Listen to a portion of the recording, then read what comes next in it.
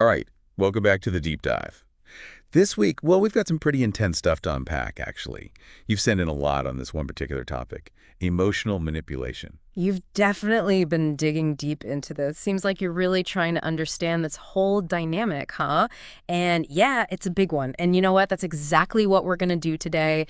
Really get into it. We're going to break down all this material, all these sources you've sent in, and pull out those key insights so you can actually, see what emotional manipulation is, like how it actually plays out, and most importantly, how to spot it and protect yourself. Because it's one of those things, right? Like, you don't always see it coming. And then you're kind of left wondering, wait, what just happened there? Yeah. Because with emotional manipulation, somebody's aiming to control you, right? Your feelings, your decisions, all of it, and it's all for their benefit. And that's what makes it so tricky. It can be so subtle. You don't always see these big, obvious, red flags. It can be a bunch of little things that just like wear you down over time. Yeah. And you lose that sense of, I don't know, confidence, control. Absolutely. It's those under the radar tactics that can really mess with you. You end up feeling confused, unsure of yourself, doubting your own reactions. And honestly, that's exactly what the manipulator wants. So that's what we're going to do today. Shine a light on those hidden signs, those red flags you might not even realize are there. Okay, so let's start with one that I think a lot of people can relate to, guilt tripping. I mean, everyone feels guilty sometimes, Yeah. right? It's normal. But how does a manipulator use that normal feeling as like a weapon? Well, think about it. They tap into our natural tendency, our good intentions. We want to be fair, we care about people. So the manipulator, they try to make you feel responsible for their feelings, even for things that you didn't actually do. They might even bring up things they've supposedly done for you, like that classic line, after all I've done for you, this is how you treat me. It's like they're saying you owe them no matter what's going on. And that can be a really powerful way to get you to do what they want because, you're trying to be a good person. You feel obligated. Yeah, it's like they're keeping score, like some kind of emotional ledger. Yeah. And you didn't even realize you were part of this transaction. Mm. Okay, so another term we hear a lot is gaslighting. Sounds kind of dramatic, but I know it's a real thing. Gaslighting, it's really messed up because they're literally trying to make you question your grip on reality. The whole point is to make you doubt yourself, your memory, your perceptions, your sanity even. I mean, your sources had some really clear examples, like saying things like, that never happened, or you're just overreacting. And when you hear that kind of stuff over and over, you start to lose trust in your own judgment. And you become more and more dependent on the manipulator to tell you what's real, which is exactly what they want. It's actually kind of scary when you think about it. Someone deliberately trying to make you doubt your own mind. Yeah. And then there's playing the victim. We all feel hurt sometimes, but this is different, right? Totally different. See, when a manipulator plays the victim, it's not about genuine hurt. It's a tactic. They're trying to avoid responsibility, shift the blame onto you or anyone else, really. So they might act helpless, pretend they're being treated unfairly, even when they're the ones causing the problems. And people naturally feel sympathy for someone who seems like a victim, right? That makes it really hard to hold them accountable for their actions. It's a way to deflect any criticism and keep that control because now they're the one who's been wronged. Yeah, it's like emotional judo, turning your own empathy against you. Now, let's talk about something that might sound good at first, love bombing. So is it just like being showered with affection, or is there something more insidious going on? That's the thing. It sounds nice, right? Love bombing is all about overwhelming you with affection. Think tons of attention, gifts, praise, all that, right from the start of a relationship. And it's not just romantic relationships. It can happen in friendships, at work, anywhere. The goal is to make you feel super special, incredibly loved, really fast. But here's the catch. It's all fake. And then, just when you're hooked, they pull back. All that affection vanishes. And you're left feeling confused, insecure, desperate to get back to that initial high. It's a way to create that intense emotional bond super fast and then use it to control you later on. Okay, yeah, that makes sense. But I bet it can be hard to tell the difference between genuine affection and love bombing, especially in the beginning. Are there any red flags our listeners should watch out for? Oh, absolutely. I think the biggest one is just how intense and how fast it all happens. Like, if it feels overwhelming, almost too good to be true, that's a red flag. Genuine affection, it takes time to develop. Another thing to watch for is if that affection feels conditional. Like, you only get the good stuff if you behave exactly how they want. So you get that initial rush and then, bam, it's gone. And we move on to another tactic, the silent treatment. I mean, we've all given someone the cold shoulder at some point, but for a manipulator, it's more calculated. Yeah, it's not just about being annoyed. So how does silence become a weapon? Okay, so the silent treatment, it's all about creating anxiety and a need for validation in the other person. By refusing to communicate, the manipulator's basically saying, you don't matter, I'm shutting you out. And that leaves you in this state of uncertainty, right? Like, what did I do wrong? How do I fix this? So you start obsessing over it, trying to figure out how to get them to talk to you again. It's a powerful way to control someone's emotions, make them crave your approval. It's like being emotionally abandoned, which can be really, really destabilizing. Now, there's this other thing, gaslighting through jokes. I can see how that would be confusing. Like, are they serious or not? Yeah, exactly. So they'll say something hurtful, make a mean comment, but then when you call them out on it, they just laugh it off. I was just joking, you're too sensitive, that kind of thing. And what they're doing is really clever. First, they get to deliver that dig without taking responsibility. And second, they're making you question your own reactions. Like, maybe I am overreacting. Maybe it wasn't that bad. It's another way to chip away at your self-esteem, make you doubt your own feelings. So you end up feeling like you can't even trust your own reactions, which is so disempowering. Another tactic you mentioned is withholding information. How does keeping someone in the dark become a form of manipulation? It's all about control, right? The manipulator, they have all the information, you don't.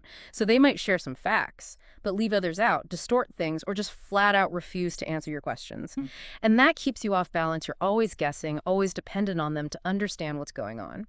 This can happen in so many different ways. Like, say in a relationship, one partner controls all the finances, keeps the other in the dark. Or at work, maybe your boss keeps crucial information from you. It's all about using information as a weapon. You always feel one step behind, like you can't quite get a handle on things.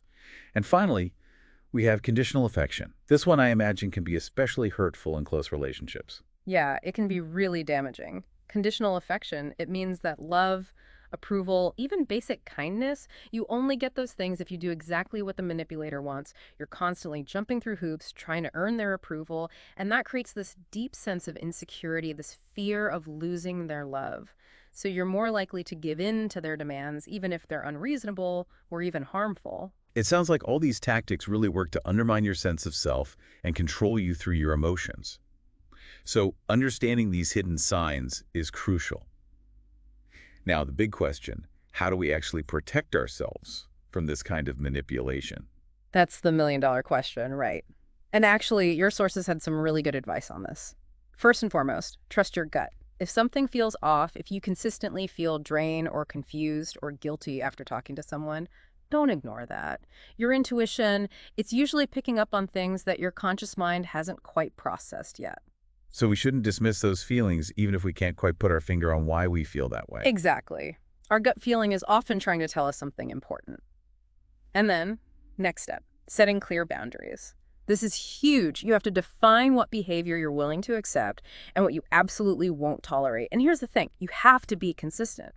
Because manipulators, they'll test those boundaries, see how much they can get away with. So you got to stand your ground and show them, nope, not going to happen. So it's not enough to just have boundaries in your head. You have to actually communicate them clearly and enforce them. Right. What else can we do to protect ourselves? Well, knowledge is power, right? So learning about these tactics, like the ones we talked about today, that's a big one. The more you understand how manipulation works, the easier it is to spot it. And then instead of feeling confused and reacting emotionally, you can actually see what's happening and respond in a more strategic way. Yeah, it takes away that element of surprise. So what about when you actually recognize it happening, like right in the middle of a conversation? What do you do then? You know, sometimes the best thing you can do is call it out. Now, this takes courage for sure, and it won't always be the right approach. But sometimes just saying something like, I see what you're doing and I'm not playing that game can be really effective. It disrupts their whole tactic, shows them you're onto them. It takes the power away from them. But what if they don't stop? What if the manipulation continues? Well, if it's persistent and it's really affecting you negatively, then you might need to distance yourself, maybe limit contact, or even end the relationship completely. I know that sounds drastic, especially if it's family or a close friend, but sometimes it's the only way to protect your own well-being. You have to put yourself first. Yeah, your mental and emotional health has to be the priority. Now, are there any resources or support systems that people can turn to if they're dealing with this kind of manipulation? Absolutely. Talking to someone you trust, a friend, a therapist, even a support group, it can be so helpful. Sharing your experiences with others can help you process what happened, make sense of it all, and they can offer different perspectives, different strategies for dealing with the situation. Sometimes just having that outside perspective can really clarify things. So building a strong support system is really crucial when dealing with this kind of stuff. All right, so let's do a quick recap just to bring it all together. We've talked about those hidden signs of emotional manipulation, things like guilt tripping, gaslighting, playing the victim, love bombing, the silent treatment, gaslighting through jokes, withholding information, and conditional affection. And we've also talked about how to protect yourself, starting with trusting your gut, setting firm boundaries, educating yourself about these tactics, calling it out when you see it happening, considering limiting contact if you need to, and of course, seeking support from others. It's a great overview. And, when you really think about all of this, it's not just about protecting yourself in individual relationships. It's about creating healthier relationships across the board. Relationships built on mutual respect, honesty, genuine caring, not control and manipulation. Exactly, because you deserve to be in relationships where you feel safe and respected. And that's the thing about emotional manipulation. It really chips away at your self-worth. It makes you doubt your own judgment. So recognizing these signs, that's the first step to taking back that power. And what I find so interesting is how common emotional manipulation actually is. It shows up in so many different forms in so many different relationships. So, the more aware we are of these tactics, the more empowered we are to make our own choices based on what we want, not what someone else is trying to manipulate us into doing. So as you're reflecting on everything we've talked about today, I want you to think back to a time when you felt confused, or maybe a little off, after an interaction with someone. Maybe you felt drained or just not quite yourself. Now think about those hidden signs we've discussed. Could any of those tactics have been at play?